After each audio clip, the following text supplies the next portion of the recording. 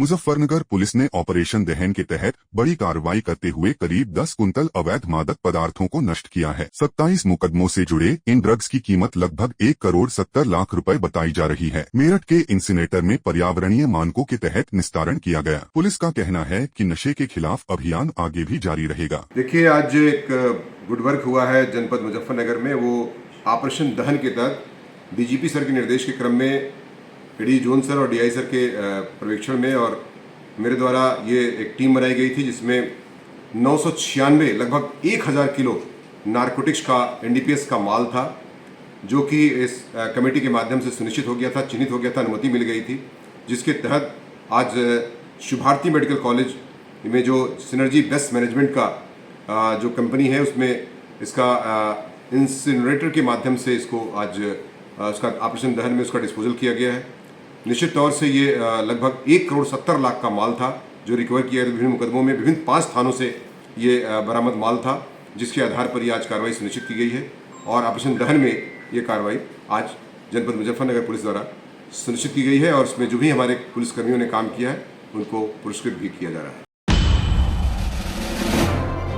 मुजफ्फरनगर में महिला आरक्षण बिल को लेकर महिलाओं का आक्रोश सड़कों पर देखने को मिला, जहां टाउन हॉल से सैकड़ों महिलाओं ने जन आक्रोश पदयात्रा निकाली। हाथों में बैनर और तख्तियां लिए महिलाएं शहर की सड़कों पर उतरी और जोरदार नारेबाजी की। बैनरों पर महिला आरक्षण को लेकर राजनीतिक विरोध पर तीखे संदेश लिखे गए थे। वहीं महिलाओं ने अपने अधिकारों की मांग को लेकर आवाज बुलंद की। इस दौरान नगर पालिका अध्यक्ष मीनाक्षी स्वरूप ने भी महिलाओं के साथ कदम से कदम मिलाते हुए कहा कि वह महिलाओं के सशक्तिकरण के लिए हर स्तर पर काम करती रहेंगी और जब तक महिला आरक्षण बिल पास नहीं होता तब तक संघर्ष जारी रहेगा। रैली के दौरान महिलाओं ने एकजुट होकर अपने हक की लड़ाई लड़ने का संकल्प लिया और सरकार से जल्द महिला आरक्षण बिल पास करने की मांग की। इस पदयात्रा ने साफ कर दिया कि अब महिलाएं अपने अधिकारों को लेकर किसी भी तरह की अनदेखी बर्दाश्त करने के मूड में नहीं हैं। आयोजन हुआ है 17 अप्रैल 2026 एक हिंदुस्तान के इतिहास में पार्लियामेंट में बहुत ही काला दिवस था।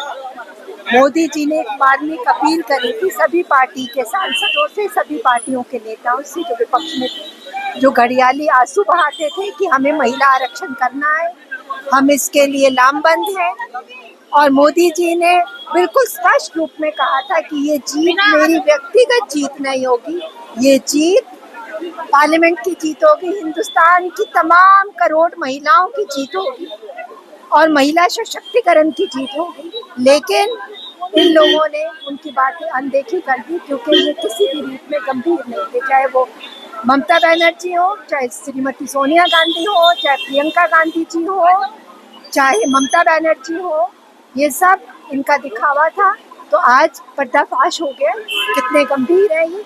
और आदरणीय मोदी जी ने हम सब महिलाओं को आश्वासन दिलवाया है कि ये बिल हर हालत में पारित हो। धन्यवाद। आज हम सब यहाँ इस टाइम से मुजफ्फरनगर चौक पे खड़े हैं और हम महिलाओं, नारी शक्ति के सम्मान के लिए और महिलाओं के अधिकारों के लिए ये हमने पैदल मार्च निकाली है। और ये निकाली है कि हर महिला आज इतने अवेयर है कि उसको पता है कौन हमारा विरोध कर रहा है।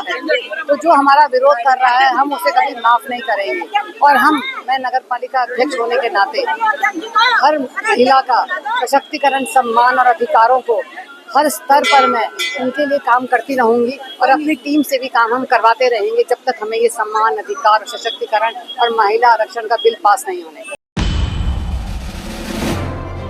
मुजफ्फरनगर से एक बेहद गंभीर और संवेदनशील मामला सामने आया है, जहां 10 साल की एक मासूम बच्ची के साथ छेड़छाड़ और मारपीट के आरोप लगे हैं। पीड़ित परिवार का कहना है कि गांव के ही एक युवक ने बच्ची को बहला फुसलाकर अपने घर ले जाकर उसके साथ अश्लील हरकतें की और विरोध करने पर मारपीट की। इतना ही नहीं, आरोपी और उसके परिवार पर बच्ची को धमकाने के भी आरोप लगाए गए हैं। मामला तब और गंभीर हो गया जब पीड़ित पक्ष ने पुलिस पर भी बर्बरता के आरोप लगाए। मां का दावा है कि शिकायत करने पर पुलिसकर्मियों ने बच्ची को चौकी में बुलाकर एक कमरे में बंद कर दिया और उससे कथित तौर पर मारपीट की गई ताकि उससे चोरी कबूल करवाई जा सके। इस दौरान बच्ची को चोटें भी आईं और उसे घंटों चौकी में बैठाकर रखा गया। पीड़ित परिवार का कहना है कि उन्हें लगातार प्रताड़ित किया जा रहा है और न्याय नहीं मिल रहा है। फिलहाल पीड़िता ने वरिष्ठ पुलिस अधीक्षक से लिखित शिकायत देकर पूरे मामले की निष्पक्ष जांच, दोषियों पर सख्त कार्रवाई और बच्ची के मेडिकल परीक्षण की मांग की है। यह मामला न केवल कानून व्यवस्था बल्कि मानवता पर भी गंभीर सवाल खड़े करता है। अब देखना होगा कि प्रशासन इस पर क्या कदम उठाता है। जी, मुझे दीपांशु लेगा था अपने घर बुला के। दीपांशु ने अपने कमरे में मुझे बंद कर दी। जट मुझेड़े का है ना, और उसकी भतीजी वो दीपांशु लाया था मुझे बुला के अपने घर। फिर अपनी भतीजी को उसने दुकान पे भेजा और फिर मुझे कैनम के अंदर कमरे में बंद किया। मुझे मारने की धमकी दी, मेरे साथ हाथापाई गई, मुँह बिंचा और कैनम की चीज हंगवाई मेरे पे। गए 5 चीज सोने की हांग और चोरी हुई हमारे घर में और पैसे भी हांग। ये 12 तारीख के इतवार में। हाँ जी। फिर लालो ने, सहयोगिता ने और सुनीता ने और दीपांशु ने मेरे साथ मारपीट करी। फिर मैं घर आ गई। मेरी मम्मी शाम के टाइम आई जंगल से गेहूँ काट कर। मैंने अपनी मम्मी को बताया रोते वक्त। फिर मेरी मम्मी उनके घर पे गई।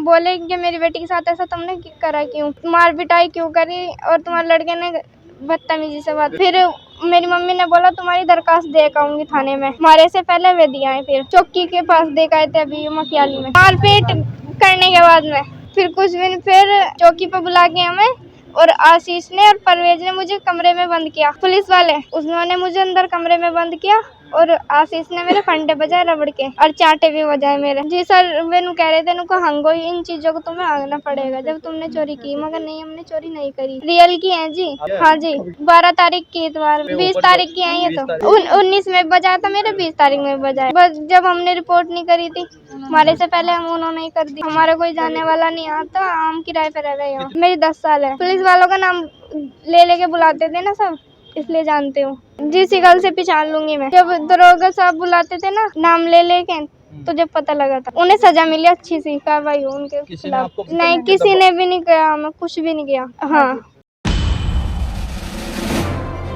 पश्चिम बंगाल के मुर्शिदाबाद से चुनाव से पहले एक बड़ा खुलासा सामने आया है, जहां पुलिस ने टीएमसी के झंडे में ढककर ले जाई जा रही शराब की खेप को पकड़ा है। जानकारी के मुताबिक पुलिस को संदिग्ध वाहन की सूचना मिली थी, जिसके बाद जब वाहन को रोका गया तो उसमें भारी मात्रा में शराब बरामद हुई। चौंकाने वाली बात यह रही कि इस शराब को टीएमसी के झंडे से ढककर ले जाया जा रहा था, जिससे जांच से बचा जा सके। पुलिस कार्रवाई के दौरान मौके पर मौजूद टीएमसी नेता फरार हो गए, जबकि वाहन चालक और एक नाबालिग को गिरफ्तार कर लिया गया है। फिलहाल पुलिस पूरे मामले की जांच में जुटी है और यह पता लगाने की कोशिश कर रही है कि इस तस्करी के पीछे कौन कौन लोग शामिल हैं और इसका चुनाव से क्या कनेक्शन है। चुनावी माहौल में इस तरह की घटनाएं प्रशासन के लिए बड़ी चुनौती बनती जा रही हैं। ऐसे में सुरक्षा एजेंसियां सतर्क हो गई हैं और आगे भी सख्त निगरानी जारी रखने की बात कही जा रही है। पहलगाम हमले की पहली बरसी पर गुजरात के भुज में भारतीय सेना ने अपनी ताकत, तैयारी और सतर्कता का बड़ा प्रदर्शन किया है। देश की सीमाओं की सुरक्षा को लेकर सेना पिछले 1 साल से लगातार अपने सिस्टम को और मजबूत करने में जुटी हुई है। खासतौर पर गुजरात के क्रीक और रन जैसे बेहद कठिन और संवेदनशील इलाकों में जवान दिन रात मुस्तैद हैं। करीब 96 किलोमीटर लंबे क्रीक क्षेत्र में हाई स्पीड बोट्स के जरिए लगातार निगरानी रखी जा रही है,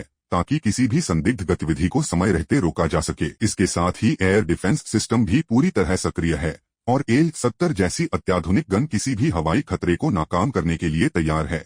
सेना ने यह भी साफ किया है कि दुश्मन की कोई भी साजिश अब सफल नहीं होने दी जाएगी। वहीं आधुनिक युद्ध की जरूरतों को देखते हुए जवानों को एडवांस ड्रोन ऑपरेशन की ट्रेनिंग भी दी जा रही है, जिससे निगरानी और हमले दोनों में बढ़त हासिल की जा सके। ब्रिगेडियर नीरज खजुरिया के अनुसार सेना ने शुरुआती चरण में ही रणनीतिक तरीके से अपनी तैनाती मजबूत कर ली थी और आज वह किसी भी परिस्थिति में त्वरित और प्रभावी जवाब देने में सक्षम है। कुल मिलाकर भुज से सामने आई ये तस्वीरें साफ संकेत देती हैं कि भारतीय सेना हर मोर्चे पर पूरी तरह तैयार है और देश की सुरक्षा के साथ कोई समझौता नहीं किया जाएगा। ऑपरेशन सिंदूर के दौरान मेरी ब्रिगेड रन और क्रीक सेक्टर जैसे संवेदनशील क्षेत्र में कार्यरत थी, जो अपने हार्श टेरेन, डिस्पर्स डिप्लॉयमेंट और मल्टी एजेंसी इन्वायरमेंट जैसे चुनौतियों से भरपूर है।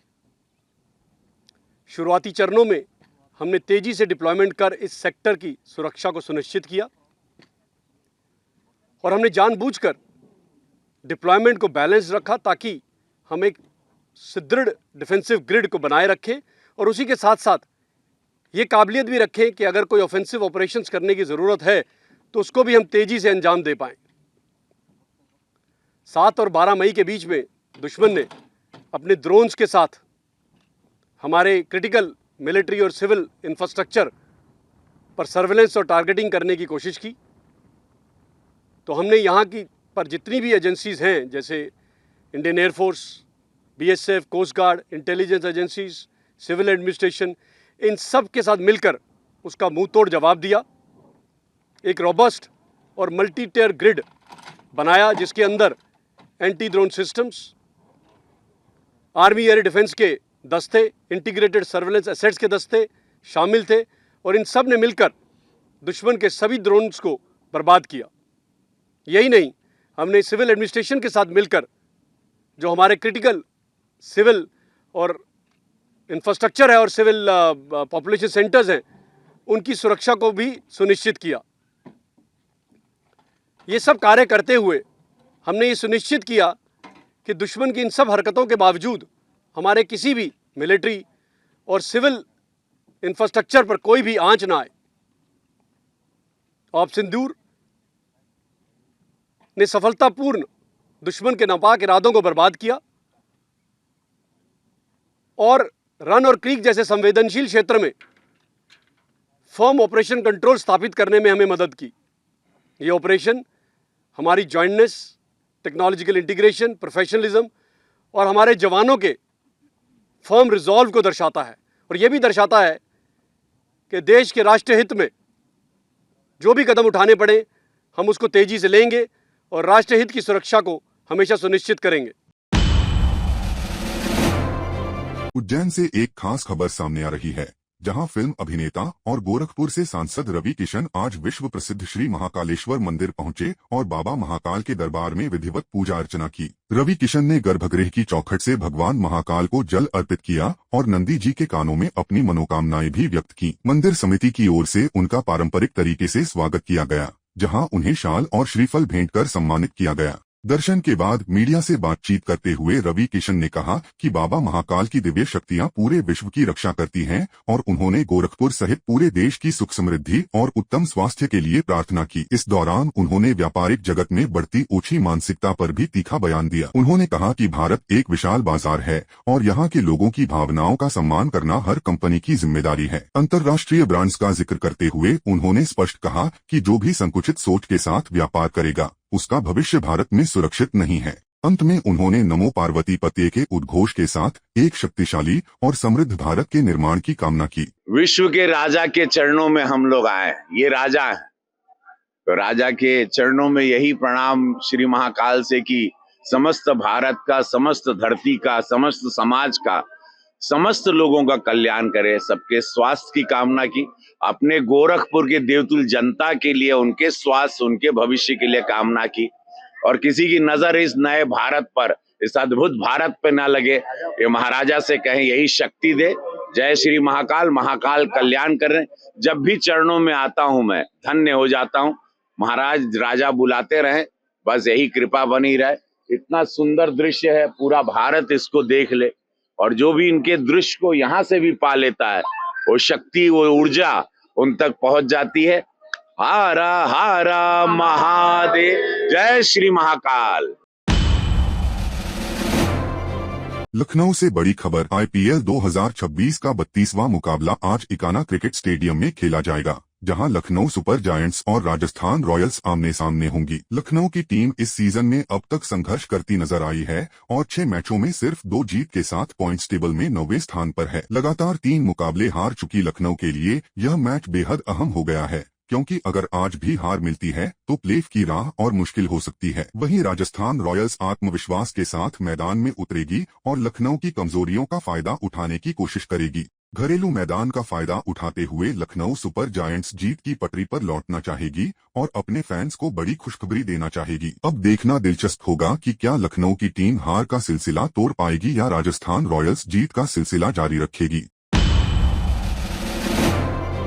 हिमाचल प्रदेश में अब गर्मी ने पहाड़ों पर भी अपना असर दिखाना शुरू कर दिया है। राजधानी शिमला, जो आमतौर पर ठंडे मौसम के लिए जानी जाती है, वहां भी तापमान 25.4 डिग्री सेल्सियस तक पहुंच गया है। खासकर दोपहर के समय धूप इतनी तेज हो रही है कि लोगों को छाता लेकर बाहर निकलना पड़ रहा है। मौसम विभाग के अनुसार प्रदेश के मैदानी और पहाड़ी दोनों इलाकों में तापमान में लगातार बढ़ोतरी दर्ज की जा रही है। ऊना में सबसे ज्यादा 38 डिग्री सेल्सियस तापमान रिकॉर्ड हुआ, जो इस सीजन का सबसे गर्म दिन माना जा रहा है। इसके अलावा कांगड़ा में 34.2, सुंदरनगर में 34.3, मंडी में 33.8 और बिलासपुर में 33.2 डिग्री सेल्सियस तापमान दर्ज किया गया है। धर्मशाला और भुंतर जैसे क्षेत्रों में भी पारा 30 डिग्री से ऊपर बना हुआ है। मौसम वैज्ञानिकों का कहना है कि आने वाले दिनों में तापमान में और बढ़ोतरी हो सकती है, जिससे लोगों को गर्मी से राहत मिलने की संभावना फिलहाल कम है। ऐसे में स्वास्थ्य विशेषज्ञों ने लोगों को धूप से बचने, पर्याप्त पानी पीने और दोपहर के समय बाहर निकलने से बचने की सलाह दी है।